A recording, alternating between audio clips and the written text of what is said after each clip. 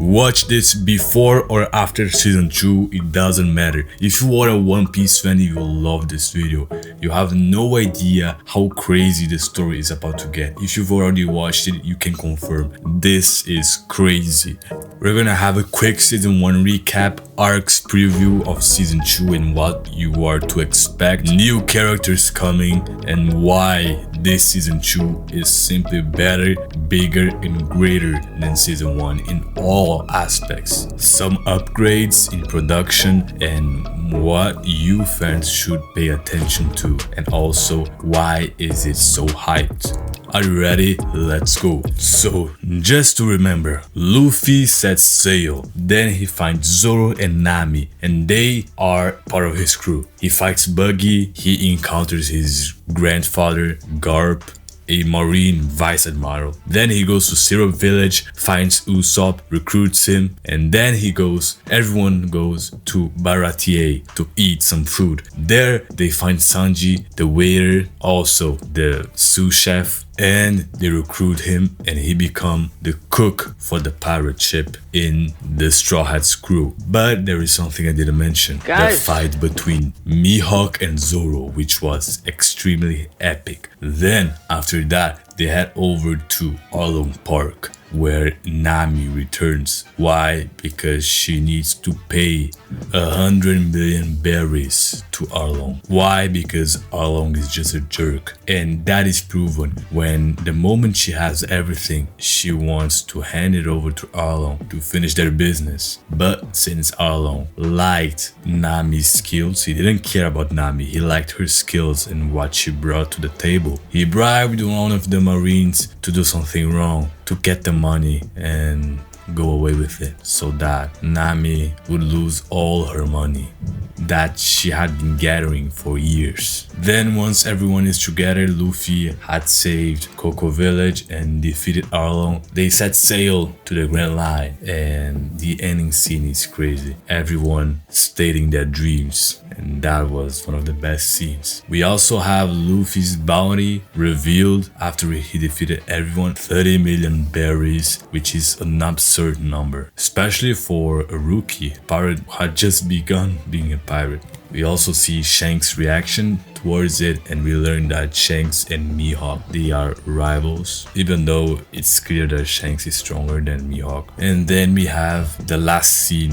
which is this Captain Smoker introduction. Who is Captain Smoker? He is a Marine captain. He's not as high up as Garp, but he's still a very important character, and he will appear in season 2. In the very first arc of season 2. Yes, Lockdown. If you've not seen the coverage I did on the first 2 minutes of season 2, go check because it's very complete. It shows everything about the Straw Hats, their interactions, and I deconstruct it piece by piece. You will love it.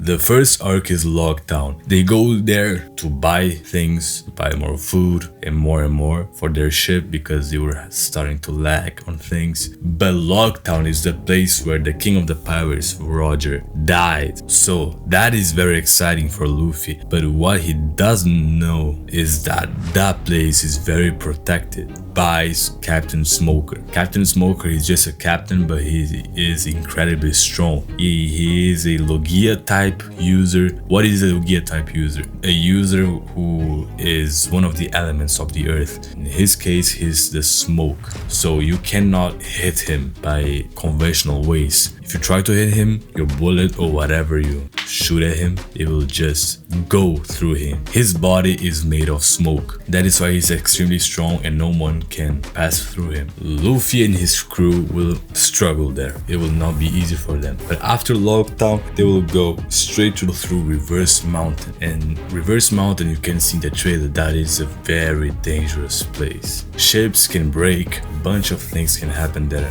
Bunch of bad things can happen there, and it is a very fun arc. It is very small. It will probably not be a whole episode. It will probably only be a couple minutes because it's literally them entering into the Grand Line and some extra things happening there, but it is very interesting. Like I said, Drum Island is a very important arc, and it is the first island they go to after Whiskey Peak.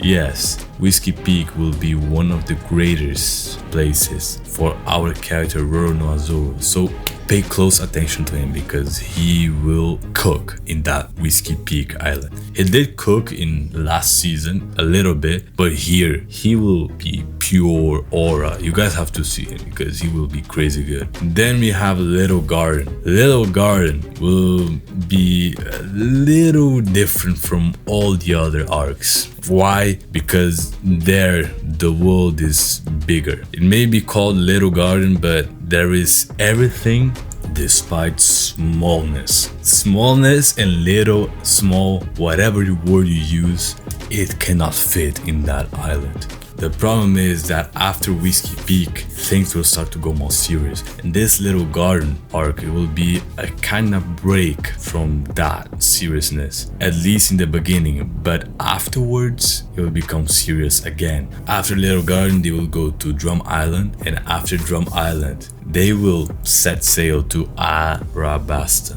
And there, things will get extremely serious. They will go straight to Drum Island, and that is an island of snow. What will happen there, I cannot exactly tell, but it will be a very interesting arc where new characters will be presented and a bunch of things will happen. I would not skip that arc because it is extremely important. Now, new characters that will arrive. First, you guys probably saw him, Tony Chopper. Second, Crocodile. Yes, who is Crocodile? You guys will see because he was not mentioned in the trailers yet, but he will be extremely important, and I just love that character. I love him. I love it. I am pretty sure they will make him and his appearance be next level. I'm pretty sure about it. Nico Robin.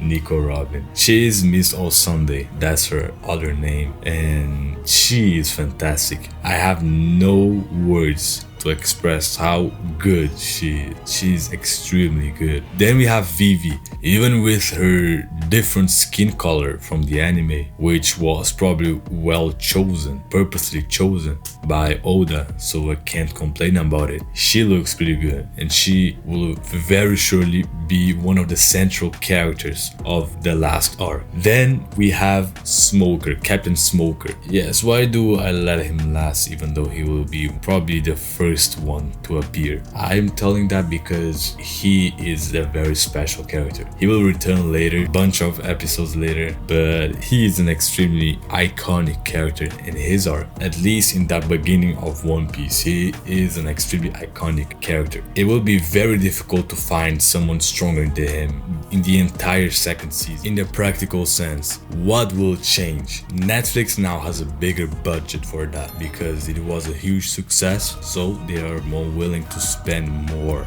on the series. They will have more devil fruit powers. It's not only Luffy or Buggy. There will be many more devil fruit powers. The fights, they will be larger scale in every sense. In every sense, it will be greater, especially Zoro. He will cook twice in this season. Zoro will be a very important character in two specific moments, but in those moments, he will cook so much, so much. There will also be more world building into it. Season 1 proved the live action could work. Now season 2 is where Netflix has to prove they can scale the world. It's different. Now it's a new challenge. It's not just adapting things, it's making them look real and scaling the world of One Piece. Because from now on, the world of One Piece will scale more and more. And One Piece is one of the shows that has the most variety in it. You will see in this season 2, there will be snow, there will be desert. Every island in the Grand Line has its own theme, its own way of expressing itself. Every island is different and completely different in all ways possible. It's like a whole different country, or even a whole different continent, honestly. Now, some things that will pop up in season 2, these themes, they are extremely important. Luffy's leadership, he will develop his leadership. There will be an underground organization called Baroque Works that will have a lot of mystery around it, and that will be one of the best additions in this season. I am pretty sure that we will learn more about the world government and its influence on the world. It may be very subtle, but I'm pretty sure it will be at least mentioned, and you will see that it will be a divider. Before season 2 and after season 2, you will see that season 2 is a transitioning from common things to more weird and more extraordinary and more fictional fantasy type of adventure. If Netflix adapts all these arcs correctly, season 2 might be the moment the One Piece live action becomes one of the best anime adaptations ever made. If not the best, honestly, very well made. The author is involved in this. So when the author is deeply involved in this, that means something good might be coming. The lesson here is, when there is a live action or anything, the author has to be involved. If it is something that has to do with his work, he has to get involved, because if it's someone else, it will probably not be as good. That's the reality, because normally it's the author who does all the main work of his primary work.